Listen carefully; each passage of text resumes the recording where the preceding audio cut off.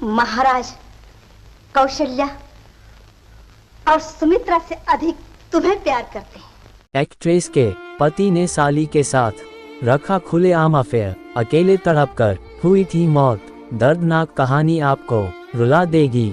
ललिता पवार ने रामायण में मंथरा के किरदार में खूब पॉपुलैरिटी हासिल की थी। उसके बाद जो हुआ उसने सभी को हैरान कर दिया।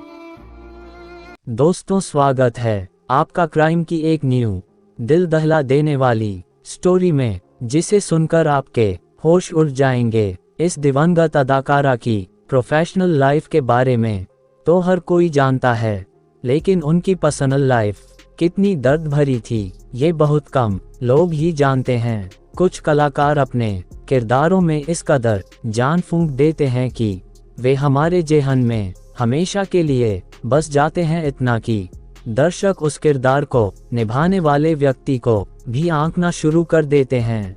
ऐसा ही एक किरदार ललिता पवार ने निभाया था, जो हमारी यादों में हमेशा के लिए बस सा गया है। जी हाँ, हम बात कर रहे हैं भारतीय पौराणिक नाटक रामायण के दुष्ट चरित्र मंथरा के बारे में, जिसने अयोध्या में स्थिति बदल दी थी और भगवान राम को 14 साल के वनवास के लिए भेजा था। यह मंथरा के रूप में ललिता पवार का सशक्त अभिनय ही था, जिसने लोगों को उनसे इतनी नफरत करने पर मजबूर कर दिया कि उन्हें हमारी यादों से मिटाना मुश्किल है। दोस्तों, स्टोरी में आगे बढ़ने से पहले मेरी आपसे एक छोटी सी रिक्वेस्ट है। अगर अभी तक आपने हमारे YouTube चैनल को सब्सक्राइब नहीं किया है तो कर लीजिए और साथ में बेल आइकन जरूर प्रेस करें, जिससे हमारी वीडियो की नोटिफिकेशन सबसे पहले आप तक पहुंचे। तो प्लीज चैनल को सब्सक्राइब करना ना भूले।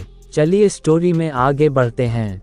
ललिता पवार का जन्म 18 अप्रैल 1916 को एक संपन्न रेशम व्यवसाय परिवार में हुआ था। जन्म के समय उनका नाम अंबा लक्ष्मण राव था, जिसे बाद में बदलकर ललिता कर दिया गया। ललिता को एक्टिंग का शौक था और उन्होंने महज 9 साल की उम्र में अभिनय शुरू कर दिया था और उनकी पहली फिल्म निर्देशक YD सरपोतदार की राजा हरिश्चंद्र थी। इतनी कम उम्र में शुरुआत करने के बाद उन्होंने 1988 तक एंटरटेनमेंट इंडस्ट्री में काम किया। ललिता पवार का करियर काफी अच्छा चल रहा था और वह पॉपुलैरिटी हासिल कर रही थी, लेकिन सेट पर हुए एक हादसे ने उनकी जिंदगी हमेशा के लिए बदल दी थी। ये साल 1942 की बात है, जब उनकी फिल्म जंग-ए-आज़ादी की शूटिंग के दौरान एक सीन के लिए उनके को एक्टर भगवान दादा को उन्हें थप्पड़ मारना पड़ा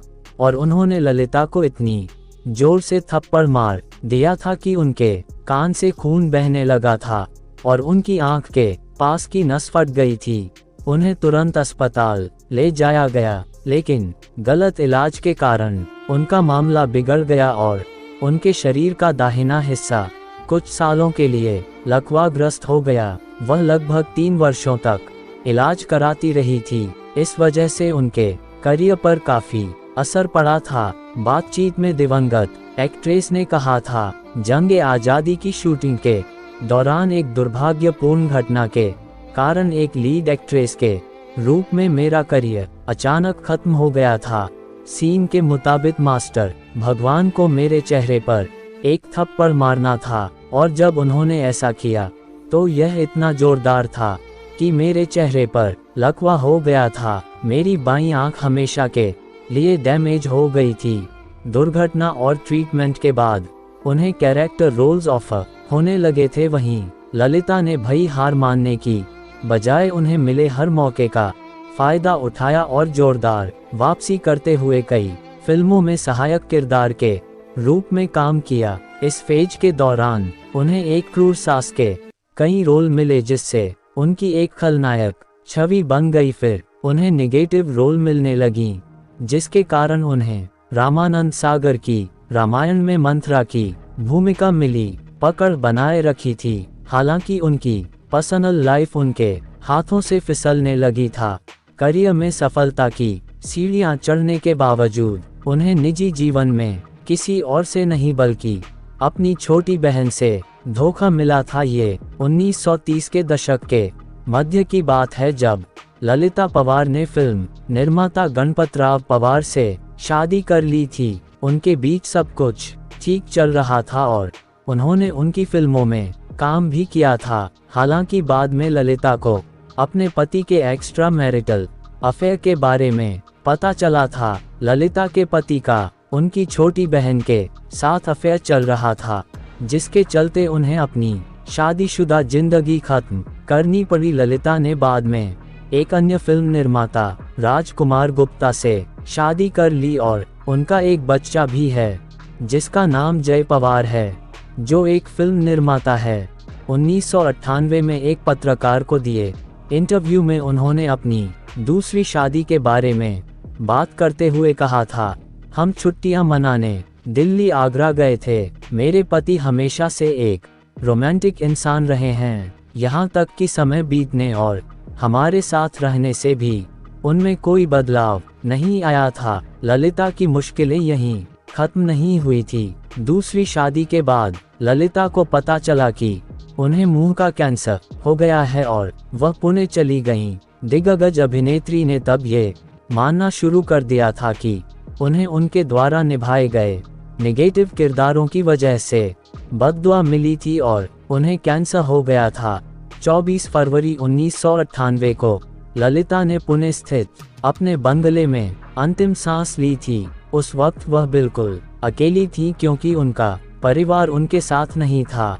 जब उनके बेटे ने उन्हें फ़ोन किया और किसी ने फ़ोन नहीं उठाया, तो परिवार उनके पुणे स्थित आवास पर पहुंचा, जहां उन्हें पता चला कि ललिता ने 3 दिन पहले ही अंतिम सांस ली थी। अगर आपको आज की वीडियो अच्छी लगी हो तो लाइक करें, कमेंट बॉक्स में अपनी राय जरूर दें और वीडियो को अपने दोस्तों में ज़्यादा से ज़्यादा शेयर करें।